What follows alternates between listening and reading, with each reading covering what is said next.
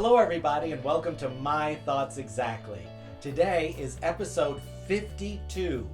I can't believe it, 52. That means I have been doing My Thoughts Exactly for one full year. 52 weeks in a row, every Saturday, My Thoughts Exactly. It's my 1-year-old anniversary. And to celebrate, I didn't have a birthday cake with a candle in it because we're up here in the Catskills isolating. So instead, I have a piece of Entenmann's crumb coffee cake, a 1-year-old birthday celebration with Entenmann's crumb coffee cake, and the coffee cake happens to be about a week old, so it's not the freshest, but you know what? In a pinch it'll do. But My Thoughts Exactly has been such a fun thing to do for the past year. Kirk is helping me with the shows. He's my cameraman 9 times out of 10, and he does like amazing things to make the show look better and light it better, and everything is much better than when we started a year ago on my iPhone 2. Now, the way we started My Thoughts Exactly, I was working out at my gym, New York Sports Club, with my trainer, John.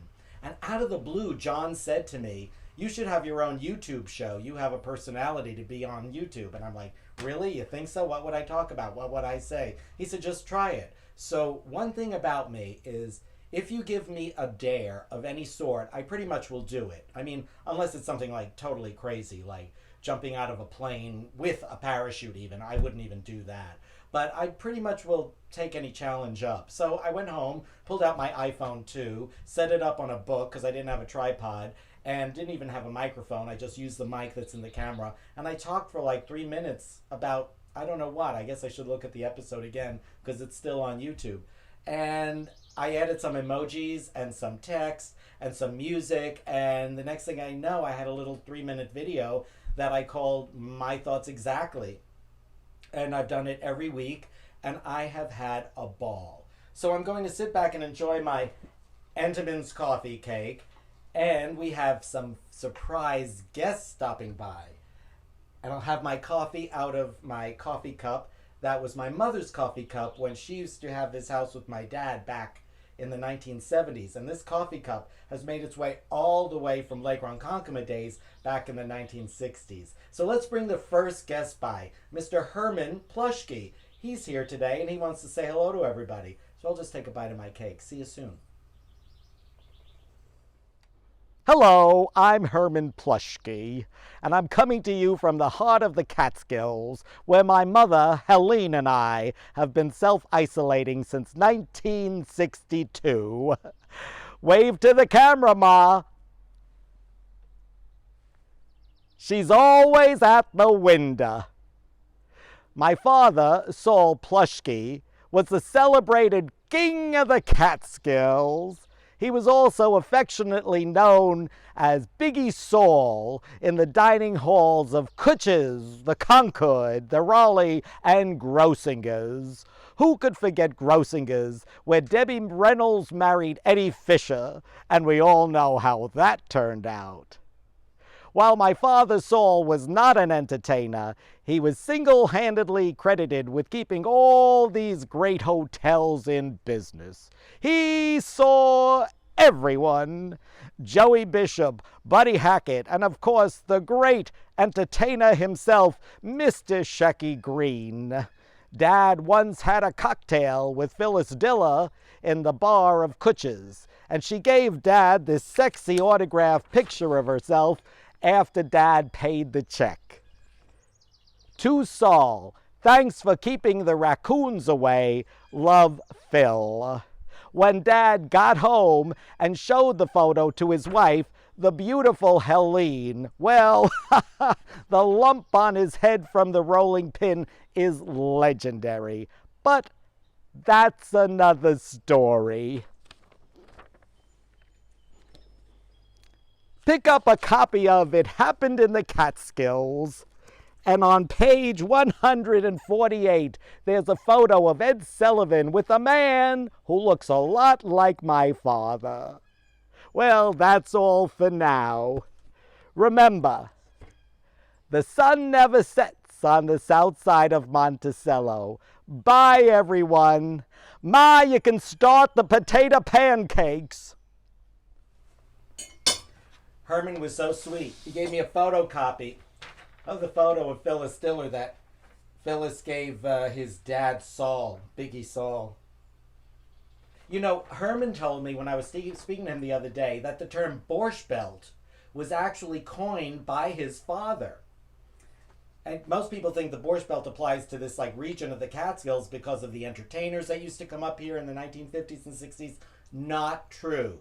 The term Borscht Belt was coined by Saul Plushky and his wife Helene because Helene's borscht was infamous in these parts, and when she made the borscht, Saul used to eat so much of it with a boiled potato and a scoop of sour cream that every 2 weeks he had to go out and buy a new belt. So people in the neighborhood would walk around and they'd look at him and point to his waist and say, "Oh, you've got that borscht belt."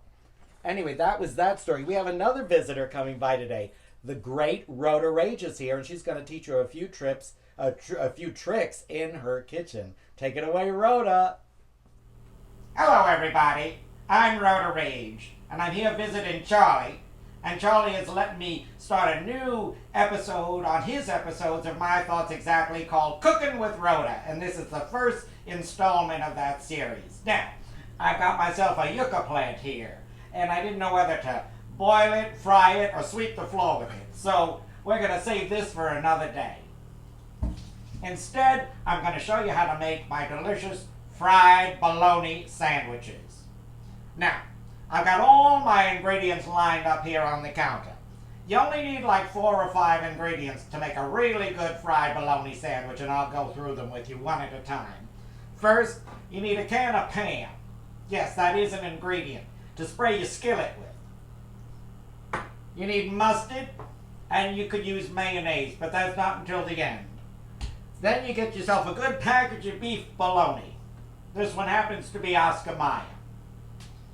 Last but not least, you gotta get yourself a good rye bread. No wonder. It's no wonder I'm putting on weight. A good rye bread. We got ourselves a good Russian Ruski rye bread over here. So, the first thing you do is you spray your skillet with the Pam.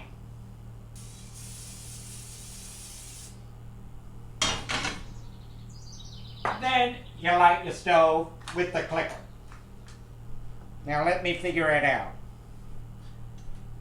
I don't know which one it is over here. I don't know how Charlie's stove works. Charlie!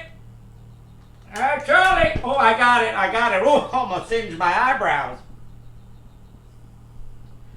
Okay, now you get your skillet nice and hot. Then you take 2 pieces of the beef bologna. You can use chicken, I guess, but I don't. I like the good stuff.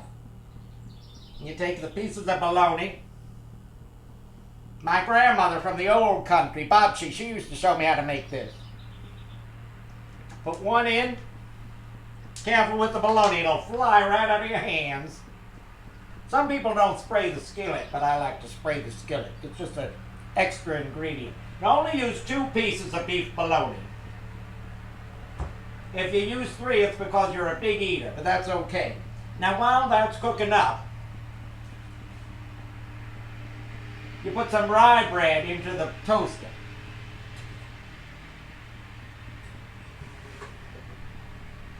Excuse the noise out there. Charlie's out cutting his lawn. Now you push your toaster down. You wait for your bread to toast and your bologna to get nice and hot. It bubbles up like a little bubble, like a little dome, like the Astrodome in Houston. Now while you're waiting, I suggest you eat arugula. But only one. You don't want to ruin your appetite.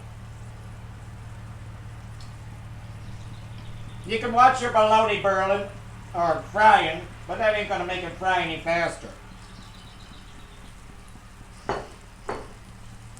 Arugula goes really good before you have the fried bologna. Remember, only one. Now you're done with your Pam. You got your rye bread in the toaster. And I'm going to flip these over. There you go. They're getting nice and bubbly. 2 pieces of fried bologna. 2 pieces of rye bread. Now, You just sit and you wait. Enjoy your arugula. I really love it up here. Charlie and I isolate. We keep ourselves socially distanced. And excuse me while I adjust myself. Oh, toaster is almost done. There we go. One more flip and they'll be ready to come out.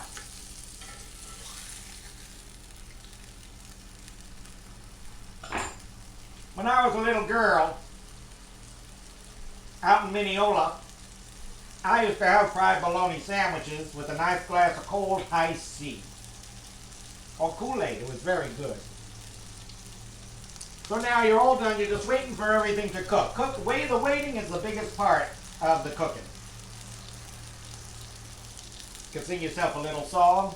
When the red, red robin comes pop, pop, popping along. That's one of my favorites. Or, how about Ain't No Sunshine When She's Gone? That's a newer one. Or life could be a dream if I could take you up to paradise up above. Shaboom. One more flip I said I wasn't going to do, but now they're nice and beautiful, and my rye bread is almost ready. Oh, there it is. There's the toaster. I knew it was going to come up. You take the toaster, take the rye bread out of the toaster, and you take, now today, normally I like mayonnaise, but today I'm going to take mustard. We're going to make a nice fried bologna, just like my grandma Bob, she used to make it with the mustard.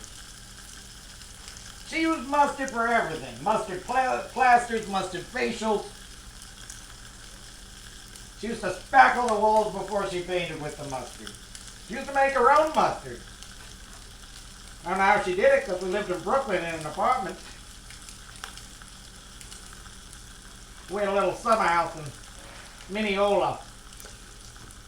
She used to grow some mustard plants out there. And then you turn this off and you take your bologna, you put it on your sandwich.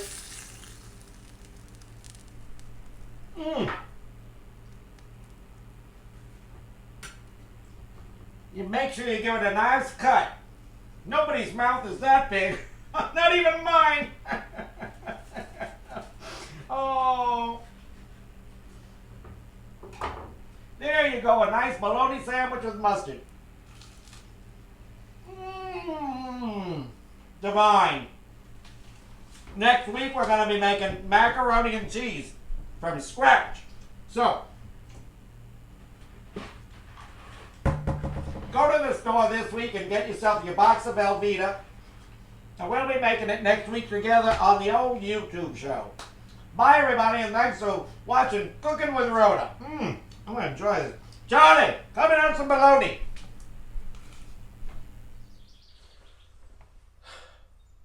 Rhoda just left. I love her dearly, but fried bologna sandwiches? Anyway, I want to thank you all for joining me on this 1-year anniversary show. We've come so far in a year. We're using better technology. I have a little microphone. I actually have 2 clip lights. Kirk does all of the lighting. He's the cameraman. Like I said, when we started it, I was like on an iPhone 2.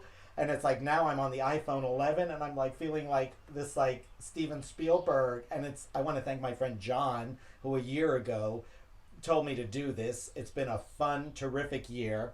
And I also want to give a big shout out to some of the people that watch the show every week, who send me wonderful little notes and messages on Facebook and on YouTube and on email. So I don't have all the names, but I want to thank Kathy, Joan, June, Gary, Rob, Tony, Manny, Eileen, Martha, Linda, Betty, Richard, Clayton, Gwendolyn, Bobby, and Willie. Thank you to all my subscribers from last year. Looking forward to a new year, season 2 of My Thoughts Exactly. So I'm going to take these 2 aspirins to get Rhoda out of my head, have my coffee out of my mother's coffee mug, and I'll see you next week for episode 53. Bye, everybody.